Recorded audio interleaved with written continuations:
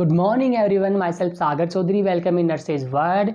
Today we are discussing about hypertension. आज discuss करेंगे hypertension के बारे में कि व्हाट इज़ द हाइपरटेंशन, इसकी डेफिनेशन क्या है, इसके कोज क्या है, इसके टाइप्स क्या हैं और इसके एटियोलॉजी क्या है और इसका मैनेजमेंट क्या है। इसके बारे में अपन डिस्कस करेंगे आज हाइपरटेंशन के बारे में।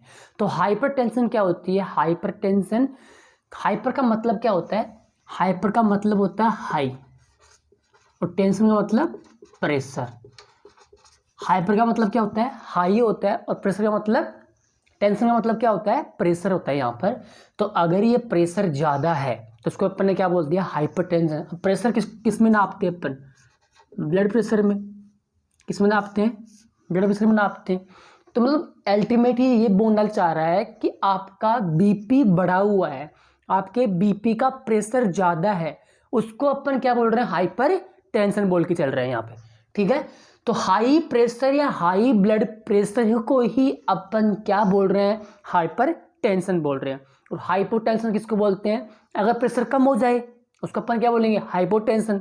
और अगर प्रेशर नॉर्मल उसको क्या बोलेंगे? नॉर्मो टेंशन या नॉर्मो प्रेशर। समझ में आ रहा है? कुछ तीन डेफिनेशन है वो समझना। पहला है हाइपोटेंशन, हाइपरटेंशन और नॉर्मो टेंशन।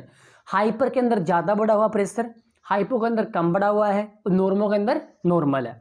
तो आज अपन डिस्कस करेंगे हाइपर टेंशन के बारे में।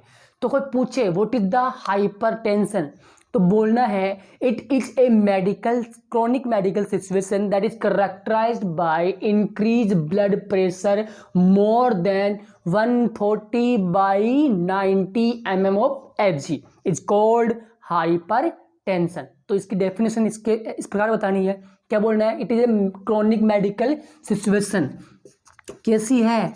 इट इज ए क्रोनिक मतलब लगातार। कौन सी सिचुएशन है? Medical situation that is characterized by increased blood pressure more than 140/90 mm of Hg is called hypertension। क्या बोल रहे हैं उसको? हाइपरटेंशन। तो इसकी डेफिनेशन हो गई। अब इसमें क्या होता है कि इसमें अपन लिखा 140/90, तो इसमें 140 क्या है, 90 क्या है? तो 140 है क्या? सिस्टोलिक बीपी और 90 क्या है? Diastolic BP. तो सर सिस्टोल बीपी क्या होती है कि मैक्सिमम फोर्स है ड्यूरिंग द सिस्टोल और ये मिनिमम फोर्स है ड्यूरिंग द डायस्टोल। समझ में आ रहा है कि मैक्सिमम फोर्स कब होता है? जब कॉन्ट्रैक्शन कर रहा होता है लेफ्ट वेंट्रिकल, तब मैक्सिमम फोर्स कितना हो जाता है? मोर देन 140 जाए तब क्या बोलेंगे अपन? हाइपरटेंशन। और डायस्टोल कितना हो जाए? मोर देन 90 हो जाए तब क्या बोलेंगे अपन? हाइपरटेंशन। तो ये इसकी क्या था? इसका इंट्रो था प्लस में इसकी डेफिनेशन थी। इसको एक और याद रखना, इसको बोलते हैं साइलेंट किलर। क्या बोलते हैं? साइलेंट किलर भी बोलते हैं। क्यों? क्योंकि ये एसिम्प्टोमेटिक ही अपने वाइटल ऑर्गन को डैमेज कर देता है और उनका फंक्शनिंग अल्टर करवाता है और कभी कभी वो डैमेज होने से किसी इंडिविजुअल की मौत भी हो सकती है। इसलिए अपन बोलते हैं कि hypertension is the silent killer.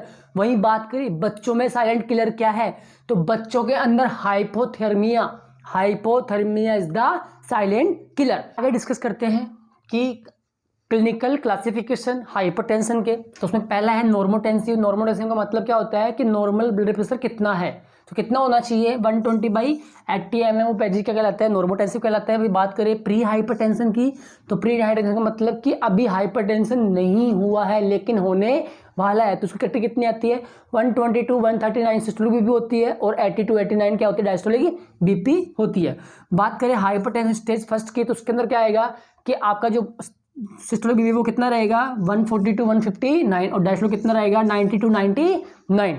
वही बात करें स्टेज सेकंड की, तो स्टेज सेकंड में कितना रहेगा? मोर देन 160 एंड 100 क्या कहलाएगा? सेकंड स्टेज सेकंड कहलाएगा। इसमें क्या हो रहा है कि इसमें आपका जो ब्लड प्रेशर है वो कितना जा रहा है? अगर 160 से अबव चला जाए उसको क्या बोलेंगे अपन? स्टेज सेकंड बोलेंगे। और डायस्टोलिक बीपी कितना जाएगा? 100 से अबव चला जाए तो ये चार टाइप्स थे अपने पास। नॉर्मोटेंशन का मतलब क्या होता है? अगर आपका बीपी नॉर्मल है 120/80 है, वही बात करें प्री हाइपरटेंशन, मतलब अभी हाइपरटेंशन हुआ नहीं, होने वाला है, मतलब हाइपरटेंशन और नॉर्मल के बीच का है, उसमें कितना हो गया 120 से 139, और ये कितना रह गया 80 to 89। वही बात करें स्टेज फर्स्ट की तो उसमें कितना हो गया 142 159, और ये 90 से 99। वही बात करें स्टेज सेकंड कितना हो गया मोर देन 160 सिस्टोलिक बीपी, और 100 से ज़्यादा हो जाए तो डायस्टोलिक बीपी, तो क्या कहलाएगा स्टेज सेकंड। ये बात करते हैं हाइपरटेंसिव क्राइसिस की। तो हाइपरटेंसिव क्राइसिस का मतलब ये होता है कि अब प्रेशर बहुत ज़्यादा हो चुका है, तो कितना हो जाए डायस्टोलिक बीपी अगर मोर देन 120 mmHg हो जाए, उसको अपन क्या बोलते हैं हाइपरटेंसिव क्राइसिस। अब देखते हैं इसके आगे अकॉर्डिंग टू कोच इसका क्या क्लासिफिकेशन है। तो उसमें पहला है प्राइमरी हाइपरटेंशन, दूसरा टाइप है सेकेंडरी हाइपरटेंशन, तीसरा टाइप है वाइट कोटेड हाइपरटेंशन, चौथा कारण है hyper systolic isolated systolic hypertension, पांचवा है प्रेगनेंसी इंड्यूस हाइपरटेंशन, और छठवा है हाइपरटेंसिव क्राइसिस। क्या है क्राइसिस। तो इसके अकॉर्डिंग टू कोज 6 टाइप्स होते हैं। उसमें पहला है प्राइमरी, दूसरा है सेकेंडरी, तीसरा है वाइट कोटेड, चौथा है आइसोलेटेड सिस्टोलिक हाइपरटेंशन, पांचवा है प्रेगनेंसी इंड्यूस हाइपरटेंशन, और छठवा है हाइपरटेंसिव क्राइसिस। अब बात करते हैं यहाँ पे कि सर ये 6 टाइप्स हैं तो आपके 6 जरूरी है क्या? नहीं, आपके लिए 2 इंपॉर्टेंट हैं, बाकी इनको मैंने इसलिए लिखा है कि आपको समझ में आए कि कभी कभी ये टाइप भी पूछ लिया जाता है। तो इसमें पहला है हाइपरटेंसिव क्राइसिस। मतलब क्या होता है, अभी मैंने बताया था, अगर आपकी डायस्टोलिक बीपी कितनी हो जाए मोर देन 120 हो जाए तो उसको क्या बोलते हैं अपन हाइपरटेंसिव क्राइसिस होती है। इसका मतलब ये है कि अब पेशेंट कॉम्प्रोमाइज भी हो सकता है, पेशेंट की डेथ भी हो सकती है, क्योंकि बीपी बहुत ज़्यादा है और इंटरनल इंजरी होने के चांसेस बढ़ जाएंगे। आर्टरी रप्चर होगी, उससे क्या होगा हेमरेज होगा, ब्रेन हेमरेज हो सकता है पेशेंट के अंदर। ठीक है, तो इसलिए ये लाइफ थ्रेटनिंग होता है हाइपरटेंसिव क्राइसिस, इसलिए इसको अलग से कैटेगरी में डिवाइड किया गया है। दूसरा प्रेगनेंसी इंड्यूस हाइपरटेंशन। क्या? Pregnancy induce hypertension. इसमें क्या होता है? इसमें कुछ नहीं होता। आपको सबको पता है कि जब आप पढ़ेंगे ना ओबीजी, उसके अंदर आएगा ये अक्लेम्सिया और प्रीक्लेम्सिया। वो क्या है, एक हाइपरटेंशन टाइप्स होते हैं, तो उसमें आपको ठीक से समझ में आएगा। जब मैं अक्लेम्सिया प्रीक्लेम्सिया पढ़ाऊंगा तब आपको ठीक से समझा दूंगा इसके बारे में। लेकिन इसको ये नॉर्मली लिखा गया है कि जिन महिलाओं के अंदर प्रेगनेंसी होती है, अगर वो किसी को कोई पैथोलॉजी होती है महिला के, तो क्या हो सकता है उसका बीपी बढ़ सकता है और क्या करवा सकता है प्रेगनेंसी इंड्यूस हाइपरटेंशन करवा सकता है। वही बात करते हैं हाइपरटेंसिव आइसोलेटेड सिस्टोलिक हाइपरटेंशन की। तो उसमें क्या होता है, अगर ब्रेन के अंदर कुछ भी पैथोलॉजी है तो क्या करवा सकता है वो आईसीबी बढ़ाएगा। आईसीबी बढ़ेगा तो क्या बढ़ेगा, आपकी सिस्टोलिक बीपी बढ़ती है, तो ये क्या कहलाता है प्रेगनेंसी इंड्यूस हाइपरटेंशन। जैसे ब्रेन ट्यूमर हो गया, एंसेफेलाइटिस, मेनिंजाइटिस हो गया, ब्रेन ट्यूमर हो गया आपका, तो उनके अंदर क्या होता है हमेशा आइसोलेटेड सिस्टोलिक हाइपरटेंशन होता है। इंक्रीज आईसीपी होता है, आपका इंट्राक्रैनियल बढ़ता है, उससे क्या बढ़ता है बीपी बढ़ता है। बात करें वाइट कोटेड हाइपरटेंशन, इसको बोलते हैं सिचुएशनल हाइपरटेंशन। क्या बोलते हैं? Situational hypertension. मतलब ये इसके अंदर क्या हो रहा है, इसके अंदर ये हो रहा है कि जो आपका बीपी है वो किसी सिचुएशन के आधार पे चेंज हो रहा है। मतलब आपने डॉक्टर को देखा, डॉक्टर को देखते आप घबरा गए, घबराने के बाद में आपका बीपी शूट कर रहा है, उसको क्या बोल दिया अपन ने वाइट कोटेड हाइपरटेंशन। वहीं बात करें सेकेंडरी हाइपरटेंशन की, तो उसमें क्या है कि इसमें कोई कोज है, कोज के कारण ही क्या हुआ है हाइपरटेंशन हुआ है। मतलब रिस्पॉन्सिबल कौन है, कोज रिस्पॉन्सिबल है, इसलिए कि उसको क्या नाम पड़ गया सेकेंडरी। वही बात करें प्राइमरी की, तो प्राइमरी के अंदर कोई कोज नहीं है, मतलब कोज क्या है एब्सेंट है, लेकिन फिर क्या है रिस्क फैक्टर है। क्या है? इसक नहीं रिस्क फैक्टर, इसमें रिस्क फैक्टर रिस्पॉन्सिबल है, इसलिए अपन ने क्या बोल दिया प्राइमरी बोल दिया। और सेकेंडरी में क्या प्रेजेंट है, कोज प्रेजेंट है। तो ये क्या था अकॉर्डिंग टू कोज, इसका क्लासिफिकेशन था। अब इसका कोज पढ़ते हैं, पहला प्राइमरी टाइप्स क्या होता है, सेकेंडरी टाइप्स क्या होता है, बाकी जितने भी है वाइट कोट है, आइसोलेटेड है, ये सारे जो टाइप्स हैं वो इतने इंपॉर्टेंट नहीं है। आई होप मैंने समझाया, इतना समझ में आ गया होगा तो सर दैट्स इनफ सफिशिएंट है आपके लिए। तो आपको ये 2 याद रखने हैं मोस्टली। आगे अपन डिस्कस करते हैं सेकेंडरी जो हाइपरटेंशन है उसका टाइप्स के बारे में। तो सेकेंडरी का मतलब क्या होता है कि ड्यू टू सम पैथोलॉजी, कोई ना कोई क्या है कंडीशन है, कोई ना कोई कंडीशन या डिजीज हुई है, डिजीज के कारण क्या हुआ है कि ये सेकेंडरी हाइपरटेंशन हुआ है। इसके कारण क्या हुआ है, बीपी का बढ़ा है। इसलिए अपन क्या बोल रहे हैं कि इसके अंदर कोई ना कोई पैथोलॉजी हुई है, मतलब कोई डिजीज कंडीशन है जिसके कारण क्या हो रहा है, सेकेंडरी हाइपरटेंशन हो रहा है। और इसलिए अपन इसको क्या बोलते हैं, सेकेंडरी हाइपरटेंशन बोल के चलते हैं। ये कितना होता है, ये 10% होता है टोटल केस का। कितना होता है, 10% होता है टोटल केस का। और बाकी प्राइमरी कितना होता है, प्राइमरी 90% होता है टोटल केस का। तो मोस्ट कॉमन टाइप क्या होगा, क्लासिकल टाइप कौन सा है, जो क्लासिकल टाइप तो प्राइमरी है, सेकेंडरी क्लासिकल टाइप नहीं होता। तो सेकेंडरी क्या है, सेकेंडरी है, इसका कोई क्लासिकल टाइप नहीं है ये। आगे बात करते हैं कि सर इसका सेकेंडरी का कोज क्या हो सकते हैं। आप बताइए सर कोई पैथोलॉजी होती तो है, तो पैथोलॉजी सर क्या होती है। तो उसमें पहला है कोज रीनल कोज। कौन से कोज है, रीनल डिसऑर्डर्स। मतलब ये कि उसके अंदर कोज में अपन पहला पढ़ रहे हैं, कोज उसका रीनल डिसऑर्डर के अंदर। आप सब जानते हैं कि जब भी रीनल डिसऑर्डर होता है तो क्या होता है, अपने जीएफआर कम होती है। क्या कम होती है, जीएफआर कम होती है। और जीएफआर कम होगी तो क्या होगा, उससे अगर जीएफआर कम होगी तो उससे क्या होगा, आपका ब्लड वॉल्यूम बढ़ेगा। क्या बढ़ेगा, ब्लड का जो वॉल्यूम है वो बढ़ेगा। और वो बढ़ेगा तो क्या बढ़ेगा, इंक्रीज बीपी बढ़ेगी। अगर बीपी बढ़ेगी तो क्या होगा, ऐसे तो क्या बोलते हैं अपन, हाइपरटेंशन बोलते हैं। तो इसमें जब भी रीनल डिसऑर्डर होता है उसके अंदर क्या होता है, आपका जीएफआर घटता है। जीएफआर घटता है तो मतलब क्या बढ़ेगा, आपका ब्लड वॉल्यूम बढ़ेगा। ब्लड वॉल्यूम बढ़ेगा तो क्या बढ़ेगा, बीपी बढ़ेगा। बीपी बढ़ेगा तो क्या बढ़ेगा, हाइपरटेंशन वो करवा देगा। तो ऐसी कौन कौन सी कंडीशन है जिसके अंदर जीएफआर घटता है, तो देखना। पहला, ऐसी कोई भी कंडीशन जिसके अंदर अपना वोमेंस कैप्सूल का इंफ्लामेशन या इन्फेक्शन हो रहा है, जैसे ग्लोमेरुलाइटिस क्या हो गया, नेफ्राइटिस हो गया, ग्लोमेरुलाइटिस हो गया, या फिर क्रोनिक किडनी फेलियर हो गया।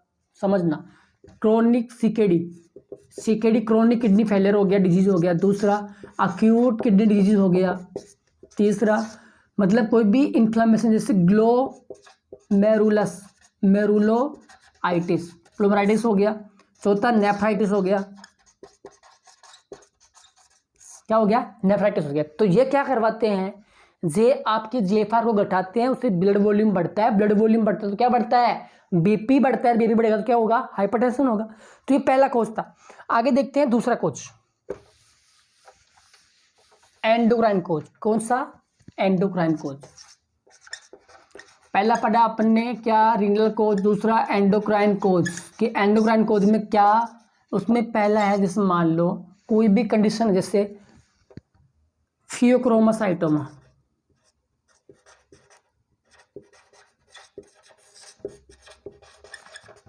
फियोक्रोमोसाइटोमा, इसमें क्या होता है, इसमें ये होता है कि पेशेंट के अंदर कैटकोलामीन, क्या, कैटकोलामीन मतलब आपका जो एंड्रोजन है प्लस आपका जो सिंपैथेटिक और पैरासिम्पैथेटिक नर्वस सिस्टम के लिए स्टिमुलेट करता है कौन सा, हार्मोन होते हैं जिसको अपन बोलते हैं एड्रेनलिन और नॉर एड्रेनलिन। क्या बोलते हैं, नॉर एडीआर प्लस एडीआर। ये क्या करवाते हैं, ये हार्ट रेट को बढ़ाते हैं। क्या करते हैं, हार्ट रेट को बढ़ाते हैं। उससे क्या होगा, कार्डियक आउटपुट बढ़ेगा। उससे क्या बढ़ेगा, ब्लड वॉल्यूम बढ़ेगी। बढ़ेगा ब्लड की क्या बढ़ेगी, वॉल्यूम बढ़ेगी। उससे क्या होगा, बीपी बढ़ेगा। समझ रहे हो। तो ऐसा होता है कि इसमें फियोक्रोमोसाइटोमा के अंदर आपने क्या किया, ये क्या होता है, कैटकोलामीन होता है। कैटकोलामीन क्या करता है, जैसे एंड्रोजन वो होता है अपना, एड्रेनलिन होता है, नॉन एड्रेनलिन होता है, दोनों होते हैं। वो क्या करवाते हैं, अपनी हार्ट रेट को बढ़ाते हैं। हार्ट रेट बढ़ती है तो क्या बढ़ता है, उससे कार्डियक आउटपुट बढ़ता है। कार्डियक आउटपुट बढ़ता है तो उससे क्या बढ़ता है, बीपी बढ़ता है। बीपी बढ़ता है तो अपन क्या बोल रहे हैं, उसको हाइपरटेंशन बोल के चल रहे हैं। तो इसके आगे दूसरा कोर्स देखते हैं एंडोक्राइन के अंदर ही। पहला हो गया फियोक्रोमोसाइटोमा, दूसरा हो गया हाइपर थायरॉइडिज्म। इसमें क्या होता है, इसमें T3 और T4 का लेवल बढ़ता है, जिससे क्या होगा, BMR बढ़ेगा। क्या बढ़ेगा, BMR बढ़ेगा। BMR बढ़ेगा तो क्या बढ़ेगा, हार्ट रेट बढ़ेगा। हार्ट बढ़ेगा तो क्या बढ़ेगा, कार्डियक आउटपुट बढ़ेगा। कार्बन बढ़ेगा तो क्या बढ़ेगा, बीपी बढ़ेगा। क्या बढ़ेगा, बीपी। तो ऐसे हाइपरथायरॉयडिज्म करवाता है, ठीक है। तो दूसरा कोज भी हो गया एंडोक्राइन कोज। अब तीसरे कोज की बात करते हैं, न्यूरोलॉजिकल डिसऑर्डर की। न्यूरोलॉजिकल डिसऑर्डर, इसमें क्या होता है, इसके अंदर क्या होता है समझना कि आपके हेड इंजरी हो गई, क्या हो गई, हेड इंजरी, या क्या हुआ, ब्रेन ट्यूमर, या क्या हुआ, इन्फ्लामेशन हुआ कुछ, उससे क्या हुआ, उससे इंक्रीज आईसीपी, क्या बढ़ेगा, आईसीपी बढ़ेगा, उससे बढ़ेगा तो क्या बढ़ेगा, आपकी सिस्टोलिक बीपी बढ़ेगी। और वो बढ़ेगी तो क्या होगा, इसको तो बोलते हैं आइसोलेटेड सिस्टोलिक हाइपर टेंशन। तो ये क्या करवाता है, न्यूरोलॉजिकल कोज भी होते हैं। पहला पढ़ा रीनल कोज, दूसरा पढ़ा एंडोक्राइन, तीसरा पढ़ा क्या आपने, न्यूरोलॉजिकल। उसमें क्या पढ़ा, पहला हेड इंजरी, ब्रेन ट्यूमर, कोई भी इंफ्लामेशन जैसे न्यूराइटिस हो गया आपका, एंसेफेलाइटिस हो गया, मेनिंजाइटिस हो गया, तो ये क्या करवा सकते हैं, आपके हाइपरटेंशन करवा सकते हैं। तो हाइपरटेंशन का अपन ने उसकी डिफिनेशन समझ ली, उसके जो क्लिनिकल क्लासिफिकेशन था वो अपन ने पढ़ लिया, और अकॉर्डिंग टू कोज उसका क्लासिफिकेशन पढ़ा है। तो अपन अब इसके आगे नेक्स्ट क्लास में डिस्कस करेंगे कि प्राइमरी के अंदर रिस्क फैक्टर कौन कौन से हैं, इसका साइन और सिम्टम्स क्या आते हैं, और इसका नर्सिंग इंटरवेंशन क्या है, ठीक है। तो इस अगली वीडियो को आप जरूर देखिएगा कि अगली वीडियो के अंदर इसका जो रिमेनिंग पोर्शन है वो करवाया जाएगा। Thank you for watching this video. अगर आपको वीडियो पसंद आए तो प्लीज़ लाइक और शेयर कर दीजिएगा, और अगर आपने अभी तक सब्सक्राइब नहीं किया है तो प्लीज़ सब्सक्राइब दी चैनल।